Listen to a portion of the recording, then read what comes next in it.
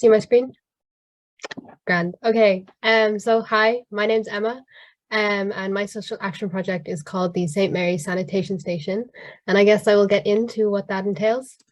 Um, sorry, it's not changing the slide. Sorry, give me a sec. Okay, sorry. So just a little bit about me. I was born in Dublin, Ireland, but I moved to Melbourne, Australia when I was 6 years old. But I moved back here 5 years ago, I think, at this point. I'm very involved in a lot of youth organizations that focus a lot on highlighting young voices. So I'm a member of the Dublin City Youth Council and the National Youth Assembly of Ireland. And when I leave secondary school, I hope to pursue film in college. So when identifying an issue in my area, something that really stuck out to me was poverty, and more generally, the cost of living crisis. Where I live at the moment, in Dublin, but also in a place called Finglas, which doesn't exactly have the best reputation. So because of that, there is a lack of employment, and then that causes a whole financial issue, and it just develops a whole cycle. But especially in Dublin, it's crazy at the moment to live here. And this table will show you that Dublin is in the top 3% of most expensive cities in the world, I think.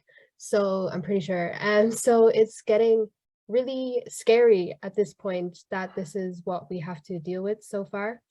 And then I have pressure in school, whether it be academic, financial, or social stress, especially among leaving cycle students. And it's just ridiculous the amount of pressure put on these students. So why is it important to fix this? So I live in an area where I see the effects of the cost of living crisis and poverty, and a lot of people close to me are affected by this issue. And I always see the full toll it takes on people. And especially for young people, it's important to fix this because they should be able to envision a future where they can live and where they can thrive in the environment around them. A lot of young people now in Dublin can't really see themselves living here when they grow up because of the cost of everything, which is really heartbreaking. So yeah, that's why I think it needs to be fixed ASAP. So my solution to this issue was to provide free, accessible, hygienic products in the school bathrooms like soap, shampoo, toothpaste, etc. This will alleviate the pressure on these students. There are up to 800 students.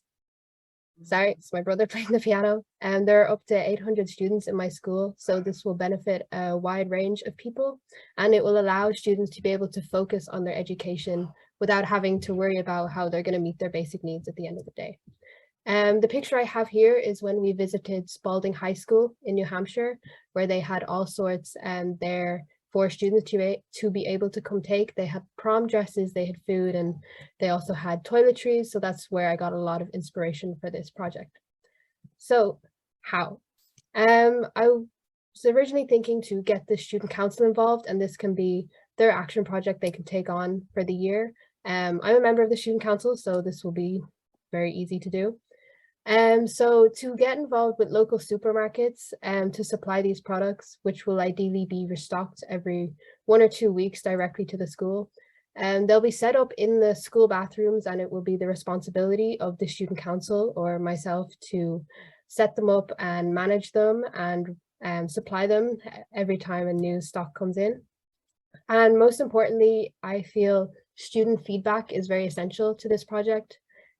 So there will be a box near the stalls where students can slip in a few ideas of things they think should be added, and they'll also be surveyed anonymously on questions how they're finding it, if they're actually finding it beneficial, which is the first big question, and if there's anything they think isn't working, or if there's anything they think should be added. So yeah, I feel like students' voice is very beneficial to this project because at the end of the day, it's to help them. So resources, we'll be setting up in the school bathrooms. So we'd be borrowing items like spare desks from the school, which is no bother. And then funding wise, because of course money has an element to everything. Ideally, it'd be 12 grand for the academic year. And this does sound like a large sum of money, but I feel like it is feasible from all the ways I'm about to list. So first thing is school fundraisers, which I think are very important and a great way to get the community involved and for them to be able to contribute directly to the cause, and they're able to see the change that they're creating. Things like a bake sale or a non-uniform day have always worked really well in my school because we are such a big school. I'll also encourage donations of supplies from anyone capable, so teachers, parents, students. Again, this is a way people in the community can contribute directly to the cause. And then find local supermarkets to sponsor us. So as I mentioned earlier, we would be getting in touch with supermarkets to supply these products, but also to see if they'd give us any discounts, if they have any products that they maybe can't exactly sell, so they could give away for free, stuff like that. Contact local Rotary clubs is there as well. I know the Dublin Rotary Club is there if needed. And lastly, I have the link to the local giving page, which is another way people can fundraise for this project. So in conclusion, by acting on this project, it will bring the school community together and pressure inside of school will decrease due to stress at home decreasing. That is my project. Thank you very much for listening.